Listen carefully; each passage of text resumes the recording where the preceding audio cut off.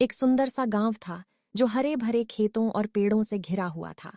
सुबह होते ही पक्षियों की चहचहाहट सुनाई देती थी और ठंडी हवा पूरे गांव को ताजगी से भर देती थी।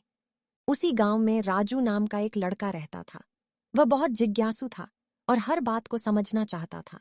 एक दिन राजू के मन में सवाल आया, जीवन में सबसे जरूरी क्या होता है? वह तुरंत अपने दादाजी के पास गया और पूछा। जी, जीवन में सबसे ज़रूरी क्या होता है? दादाजी मुस्कुराए और बोले। बेटा, इसका जवाब तुम्हें खुद खोजना होगा। राजू ने सोचा और अपनी खोज शुरू कर दी। उसने सोचा कि वह अलग अलग लोगों से जाकर पूछेगा। सबसे पहले वह एक किसान के पास गया और पूछा। चाचा, जीवन में सबसे ज़रूरी क्या होता है? किसान बोला।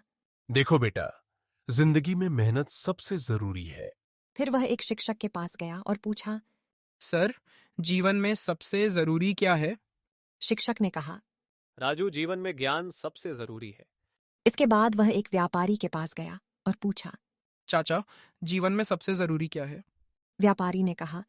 पैसा सबसे जरूरी है, पैसे से सब कुछ खरीदा जा सकता है।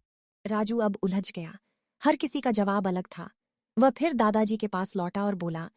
दादाजी, मैं समझ नहीं पा रहा हूँ। सब अलग अलग जवाब दे रहे हैं। दादाजी ने समझाया। बेटा, सबसे जरूरी है सही सोच। अगर सोच सही होगी तो तुम ज्ञान भी पाओगे, मेहनत भी करोगे और पैसा भी कमा लोगे। राजू को अब सब समझ आ गया कि सही सोच ही सफलता की कुंजी है।